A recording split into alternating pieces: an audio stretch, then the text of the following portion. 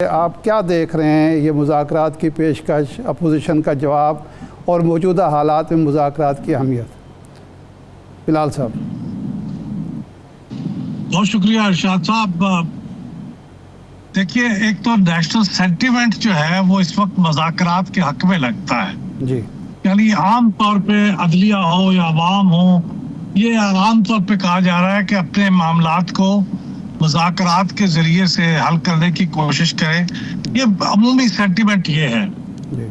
اب یہ سینٹیمنٹ کے علاوہ یہ ضرورت بھی ہے، حکومت کی بھی ضرورت ہے، اور میں سمجھتا ہوں پی ٹی آئی کی بھی ضرورت ہے، کیونکہ وہ بھی مشکلات میں ہے، وہ بھی ایک نارمل پولیٹیکل اپنا پروسیس کا حصہ نہیں ہے۔ تو اس وقت پیشکش کا ہونا یہ بھی بہت اہم ہے، لیکن اس کے بعد یہ توقع کرنا کہ اس پیشکش کو فوراً ہی اس کو قبول کر لیا جائے گا اور تعریف کی جائے گی کہ آپ نے بہت مہربانی، آپ نے ہمیں دعوت دی مذاکرات کی، لیجیے ہم حاضر ہیں، ایسا نہیں ہوگا۔ صحیح۔ یہ دونوں طرف سے تھوڑا سا کھینچا تانی ہوگی، اور پھر کچھ حکومت کو بالکل کانفیڈنس بلڈنگ میجرز بھی لینے ہوں گے، تاکہ وہ جو پارٹی مستقل مذاکرات سے انکار کرتی رہی ہے پی ایم ایل این کے ساتھ خاص طور پہ، وہ آمادہ ہو تو کچھ لوگوں کو بتا تو سکے کہ ہم نے یہ کچھ گارنٹیز لی ہیں یا ہم نے یہ کچھ حاصل کیا ہے تو اب ہم مذاکرات کر رہے ہیں۔ تو یہ بالآخر مذاکرات کی طرف جائیں گے، لیکن یہ راستہ بالکل ہموار نہیں ہے، یہ اونچ نیچ کے بعد ہی آئیں گے مذاکرات۔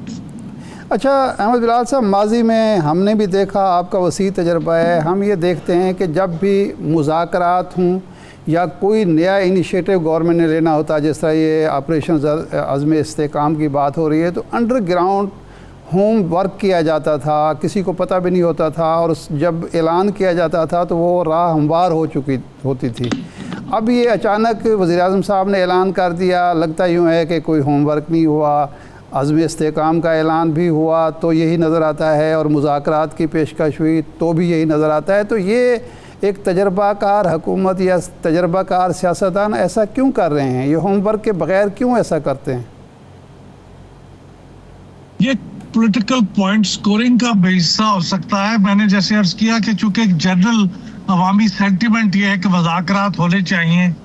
تو وزیر اعظم جب مذاکرات کی اس طرح باضابطہ دعوت دیتے ہیں تو ایک لحاظ سے وہ اپنا پولیٹیکلی کریکٹ ہونے کا ثبوت دیتے ہیں کہ دیکھیے ہم نے تو مذاکرات کی دعوت دے دی۔ لیکن دوسری آپ نے جو بات کہی نا ہوم ورک کی، ہوم ورک کے علاوہ اس میں ایک اہم عنصر یہ بھی ہوتا تھا کہ کوئی ایک فریق یا کوئی ایک ایسی اینٹی ہوتی تھی جو اس پورے مذاکرات کے عمل میں یا اس میں جو کوئی طے ہو رہا تھا اس میں ایک گارنٹر کی حیثیت رکھتی تھی، اور وہ دونوں طرف تقریباً برابر قابل قبول ہوتی تھی، اور وہ پھر ان کو میز پہ لے آتی تھی۔ کبھی یہ بیرونی کچھ ہمارے دوست ہوتے ہیں، ان ملکوں کے نمائندے بھی ہوتے تھے، تو اس لیے میں آپ سے اتفاق کرتا ہوں کہ یہ خالی دعوت جو ہے، جب تک اس کے پیچھے کوئی گارنٹی دینے والے، اس کو اعتماد کو ری انفورس کرنے والے نہ ہوں، تو اس طرح تو بڑا مشکل ہوگا۔ لیکن بہرحال ہمارے ہاں کئی سیاستدان مثلا محمود خان چکزئی ہیں، اس طرح کے لوگ ہیں، تو وہ شاید تھوڑا سا پرویز الہی صاحب ہیں جن کو اس طرح کے معاملات کا وسیع تجربہ ہے، تو وہ شاید یہ کر سکتے ہیں، لیکن گارنٹی دینے والا کوئی نہیں انفارچونیٹلی۔ جی عباس صاحب۔ جی اچھا احمد صاحب، یہ بتائیے گا کہ یہ جو آپریشن عزم استحکام ہے، یہ ویژن عزم استحکام ہے، حکمت عملی عزم استحکام ہے، کیا یہ حکومت اور اپوزیشن کے بیچ مذاکرات کا ایک جواز بن سکتی ہے؟ اور جس طرح آج قبائلی جرگے نے اپنے قرارداد تو منظور کی، لیکن ایک کوشچن انہوں نے چھوڑا ہے کہ جو قبائلی عوام ہیں ان کو اعتماد میں لیا جائے، تو کیا یہ وجہ بن سکتا ہے کہ دونوں میز پہ بیٹھیں اور یہ باہم طے کر لیں؟ بالکل، یہ بھی ایک اہم ضرورت ہے۔ معیشت کی طرف ارشاد عارف صاحب نے پہلے اشارہ کیا ہے کہ معیشت ہماری ایک بہت بڑی ضرورت ہے، جس کی بنیاد پہ ہمیں آپس میں بات چیت کر کے سٹیبلٹی کا ایک کم از کم تاثر تو پیدا کرنا چاہیے۔ جب تک ہم وہ نہیں کریں گے، ہمیں بیرونی دوست بھی مدد کرنے کی پوزیشن میں نہیں ہوں گے۔ اور یہ جو اگر آپریشن کی ضرورت ہے تو اس کے بارے میں اعتماد میں لیا جانا بھی ضروری ہے، یہ صحیح بات ہے۔ تو اعتماد میں لیں،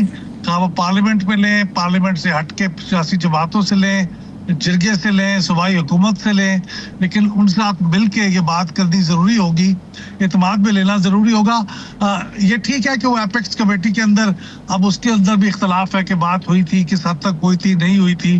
لیکن ہم نے دیکھا ہے کہ ماضی میں یہ آل پارٹیز کانفرنس قسم کی چیزیں ہوتی تھی اور اعتماد میں لیے جانے کا اہتمام کیا جاتا تھا۔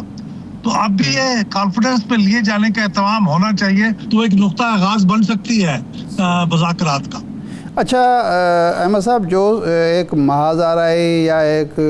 سمجھ لیجئے کہ دشمنی کی حد تک اختلافات ہیں، اگر مثال کے طور پر یہ اتفاق رائے نہیں ہو سکتا تو پھر اس آپریشن کی کامیابی کے کیا امکانات ہیں؟ دیکھیے، ماضی کے تجربات تو ارشاد عارف صاحب یہی بتاتے ہیں کہ اس طرح کے مذاکرات کا امکان تو بہت ہی کم ہے، ضرورت انتہائی شدید ہے، گارنٹی کوئی نہیں ہے، اور اس قسم کی جو بھی کوشش ہوئی ہے وہ بظاہر لگا کہ شاید شروع ہو جائیں، لیکن ایک دفعہ مذاکرات ہوئے بھی انتخابات کی تاریخ پہ، لیکن وہ پھر مذاکرات کنکلوڈ ہو بھی گئے، لیکن پھر اسے عمران خان صاحب کی تائید حاصل نہ ہو سکی، تو کامیاب نہ ہو سکے۔ اس لیے ہسٹری تو یہ ہے کہ کوئی اس کی کامیابی کے امکانات تو بہت کم ہیں۔ یہ کیا چیز ہوگی تو اعتماد پیدا ہوگا یا مذاکرات ہوں گے، میں نہیں کہہ سکتا، لیکن میں سمجھتا ہوں کہ اس کے امکانات تو بہت ہی کم ہیں، اس کے فی الحال تو نظر آ رہے ہیں۔ اچھا، امریکی کانگریس میں ایک قرارداد پیش ہوئی، تقریباً 85% سے زیادہ ارکان نے اس کو منظور کیا۔ پاکستان کے جو 8 فروری کے انتخابات ہیں ان پر شکوک و شبہات کا اظہار کیا گیا، غیر جانبدارانہ شفاف تحقیقات کا مطالبہ کیا گیا۔ اگر یہ حکومت کے لیے بائنڈنگ نہیں ہے، لیکن اس قرارداد کے کیا اثرات مرتب ہو سکتے ہیں ہمارے انتخابی عمل پر، پاکستان اور امریکہ کے تعلقات پر، اور اس سے حکومت کی ساکھ، پاکستان کی حکومت کی ساکھ پر کیا اثرات مرتب ہوں گے؟ ساکھ پہ تو اثرات بہت ہی برے مرتب ہوں گے، اور اس سے ایک چیز یہ بھی پیدا ہوگی کہ جو دوسرے ملک ہیں جیسے یورپین یونین ہے، جیسے برطانیہ ہے، اور وہ ملک جنہوں نے ابھی تک اس معاملے پہ کھل کے کوئی تبصرہ نہیں کیا، وہ بھی اس سے حوصلہ افزائی ہوگی ان کی، اور وہ بھی شاید کھل کے اس کے بارے میں کچھ کہیں گے، کیونکہ یورپین یونین کا ایک ایکسپرٹ مشن یہاں آیا ہوا تھا، اگرچہ وہ ماضی کے مشنز کے مقابلے میں نسبتاً چھوٹا مشن تھا، لیکن وہ آئے ہیں اور انہوں نے رپورٹ جاری نہیں کی، رپورٹ کو خفیہ رکھا ہوا ہے حکومت پاکستان کی خواہش کے اوپر، تو وہ بھی شاید اس کے بارے میں کچھ کہہ سکیں۔ اور کامن ویلتھ کا بھی ایک مشن آیا تھا، آبزرور مشن، تو ان کو بھی شاید اس سے حوصلہ افزائی اور وہ بھی اس بارے میں کچھ کہیں، تو ایک تو یہ ہوگا، لیکن بدنامی جو ہے بہرحال موجود ہے، وہ اس سے مزید بڑھے گی۔ اور ایک بات جو میں نے نوٹ کی ہے اس قرارداد میں، اگرچہ ہمارا میڈیا تو یہ کہہ رہا ہے کہ وہ کہہ رہے ہیں تحقیقات کرائی جائے، مجھے تو اس پوری قرارداد میں کوئی اسپیسیفک مطالبہ یا اسپیسیفک کوئی بات نہیں نظر آئی